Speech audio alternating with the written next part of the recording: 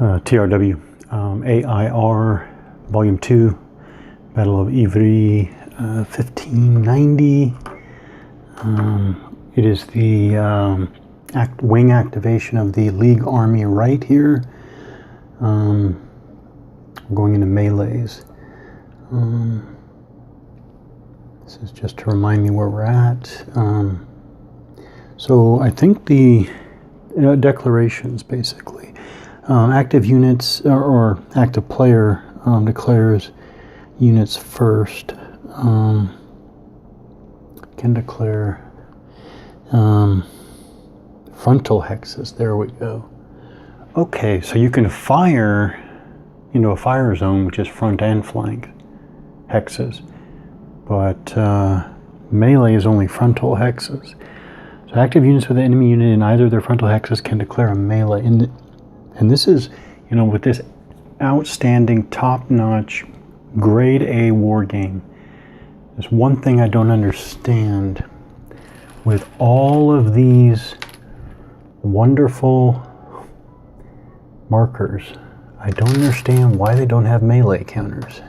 Now, of course, it's very easy to grab them from any game, including a La Bataille game. I think La Bataille has the close combat markers. But anyways, I'm going to declare them anyways. So what it's going to be, this is declare melee here against here, and then I'm going to declare melee here against here with this unit supporting.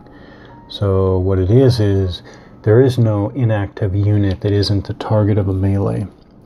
But inactive units that have not been designated as a target and have an active unit in any of their frontal hexes can declare a reaction melee. There are no reaction melees here because all the melees for the active player are declared. Okay. Reaction melee is only possible against an activated wing. That is a very, very important clarification. So after declarations, the reaction melees are resolved first, very important, and then followed by the melees declared by the active player.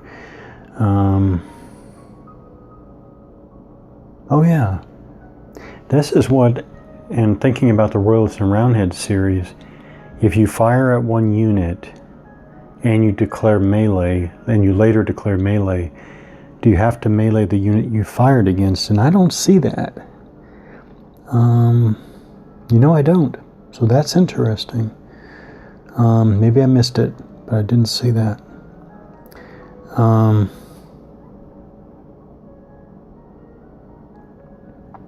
Broken units cannot engage in melee. Alright, so let's just do, so again, this, I'll explain. So the combat results table is not going to show on the screen, or the camera. Alright, so we'll do a here first. So here against here. Alright, so you roll, wow, that's good. You want a high roll, so it's 8. Let's see what modifiers apply. Morale of the attacker minus defender. So again, morale is 7 minus, nope. It's 7 minus 2 because he's shaken. So it's 5, so it's plus 2. Plus 2 modifier. Interaction of unit types. We have A against A. Alright, so what I'm looking at here is mounted arquebusier. That's the A. Attacker against mounted arquebusier defender. Look at the interactions and modifiers table. A against A is 0. Number of supporting units, there are none here. It's not a double unit. There's no flank or rear hexes involved. No attacking commander or defending commander, no terrain. So this is what we have. 8 plus 2 is 10. Look on the combat results table. Find the 10 line. There's just barely got nothing for the attacker. But again, high is good, so it's not surprising. D3, R2. So the defender goes down 3 levels, and I'll do this in order. So I'll go down 1, and down 2 is eliminated. That again is how I believe it's done. I don't remember any like final final step there. I think it's down 3 morale levels, and then you would do an R2 and oh, pursuit. If the unit's eliminated,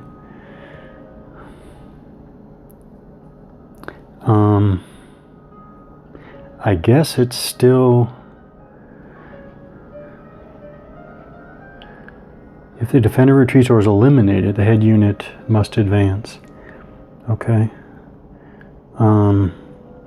And this is labeled pursuit. This is very important, actually. All right, so it's labeled pursuit. I'll just do it and explain what happens. This is the League cavalry unit there. Morale test is 0. Okay, so he easily passes.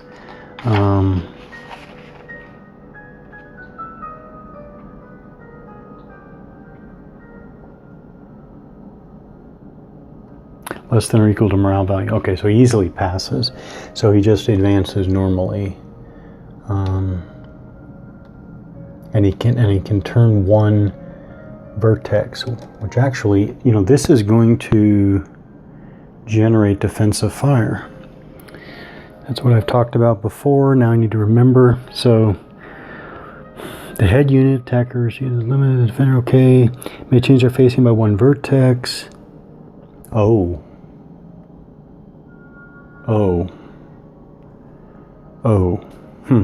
Let's back up. Actually, changing 1 vertex is a separate action, I believe. Is that clarified? Because is this 2 defensive fires or 1?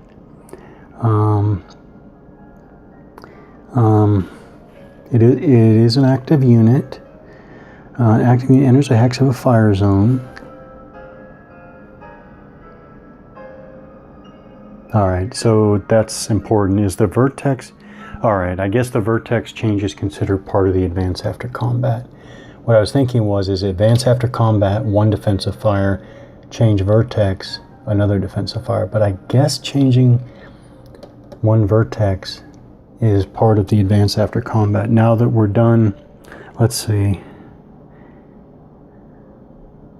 Advancing units may change their facing by 1 vertex after entering a hex.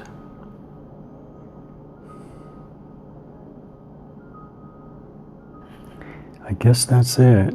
I'll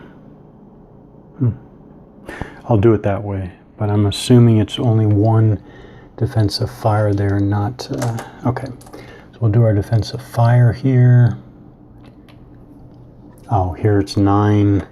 It says defensive fire against cavalry, which means that it's -1, which means that he can't get a result. Okay, so not bothering to roll it. That's because his fire value is 9 on his disorganized side. And defensive fire. Wait, I'm wrong. I did not even notice there's an extra word in there. Defensive infantry fire on cavalry. Oh my. All right, I've been getting that wrong. So actually he could... I've been getting that wrong. Oh, well, there we go. It's because it's wrong, not wrong. In the text of the rules, it doesn't have infantry in there. It's the player aid card that says defensive infantry fire on cavalry. You look in the rules, it says defensive fire on cavalry. Oh, that's not good. So which is it? Do I go with the player aid card or the rules? Oh, that's not good. Let's see if the living rules have this updated. Oh, that's not good.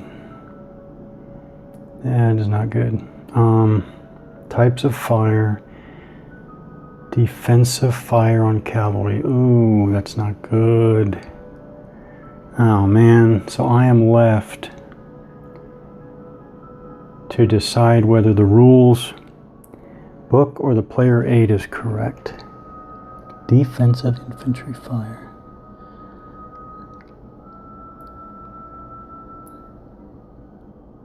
Hey, wait a minute, this isn't even... There's a whole extra... Oh, that's not good. There's a whole extra modifier in the rules that's not on the player aid card. Oh, that's not good. Yeah, hands down, that's not good. All right, what would be intended? I think it would be any defensive fire on cavalry. So player aid card is throwing me off. I'm gonna go with the rules as written.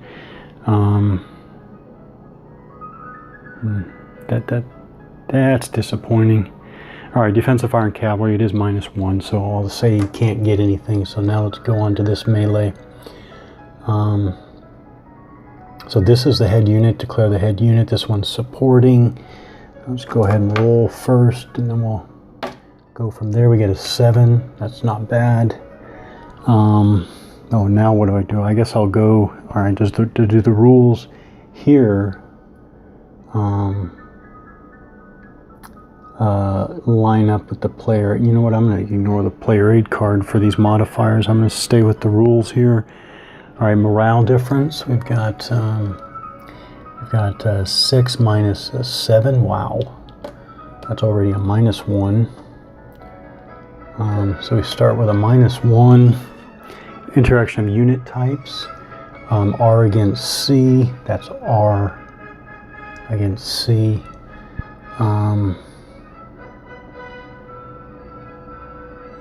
R against C is -1. Wow, -2. Number of supporting units. We have 1 supporting unit there. So add 1, go back up to -1. W unit flank. We are attacking a flank there. So +1. So now we're at even. And then the defending commander is involved. So commander has 1, C Baron has 1, so that's back down to -1. All right, no terrain is involved here.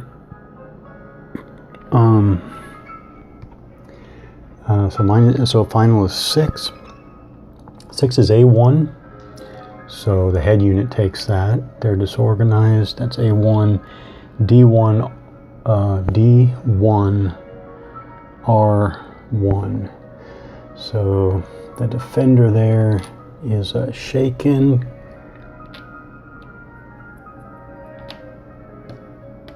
That's why I don't like having to flip the thing back over. Back 1, retreat 1. Attacker would advance, and then 1 vertex change. Again, the defender there can't get a result in fire. Yeah, I hope that was all done right. I do. Let me just double check. Yeah, a unit that has a fire value greater than 9 following a status downgrade cannot fire. So we look, so is this an example? Fires +2, fires 8, 9, 10. All right, cannot fire. Not just he can't get a result, but he can't fire at all. Well, okay, effectively the same thing. And that's melee. I hope I did all that right. And then he is flipped over. Well, actually, let's do this right. So he's on a reactivation. He's on a reactivation.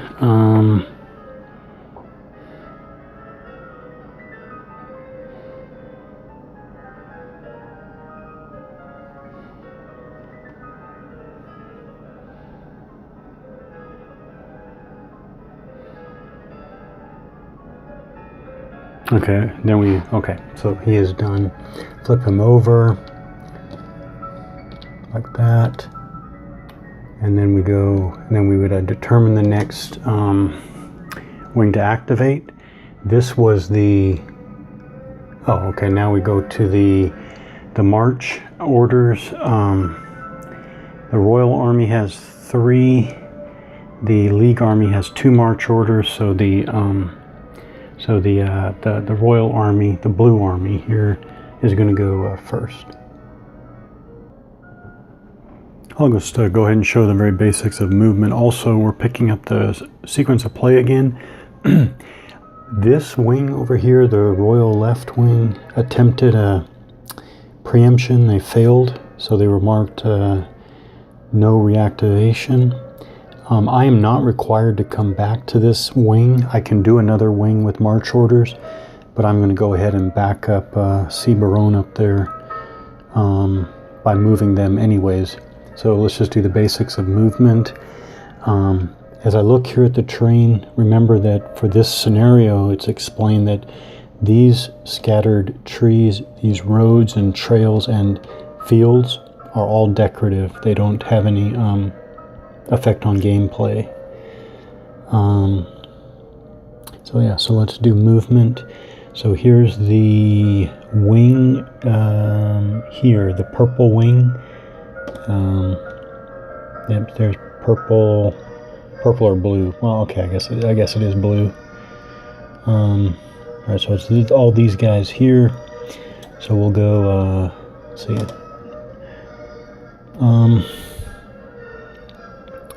So preemption attempt. Yes.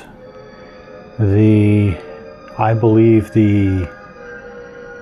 so I'm starting over with the activation phase, because you start over. The activation phase, preemption attempt is first. I do believe the League Army could preempt, but I'll choose not to. I think they're doing all right on their right.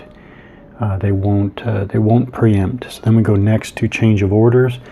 No, I'm going to leave the Royal Left here with march orders. March orders again, units may move but may not become adjacent to an enemy unit. Units adjacent to the wing commander, okay, that's rally, that won't apply right now. Okay, if you're already adjacent to the enemy, you can fire. Okay, well, we're way back. This is our starting position. So that's that. So we're going to move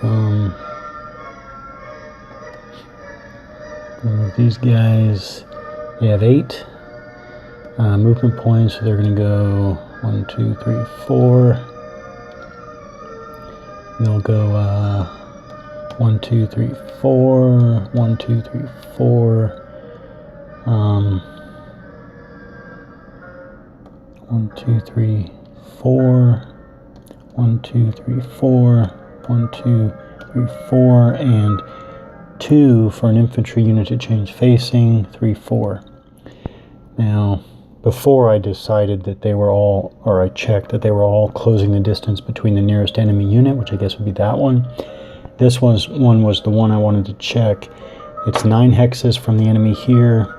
It's 8 hexes from the enemy here. So he did close the distance at least 1 hex. Oh, I'm sorry, that's for charge. Never mind. So these guys can move how they want. So now, instead of that, I'm going to move this way to make sure everybody stays in command. Should be 2 to infantry. Yeah. Line of command. The length of this line of command is 2 hexes for infantry or 3 for cavalry. So it is, these guys are all adjacent, 1, 2, 1, 2, and then from here, 1, 2. So he traces command 1, 2 to a unit that's in command because he traces 1, 2. Okay. And then we would do, so these are unit actions. Then we do melee. There are no melees, obviously. We haven't contacted the enemy yet. Reactivation attempt. They could, oh no, this is where you can't do reactivation because he's marked. No reactivation because he failed a preemption. So now he's done. So I'll take that marker off, flip him over to his finished side. And there we go. Now we pick up sequence of play again. So it's going to be a league wing with march orders.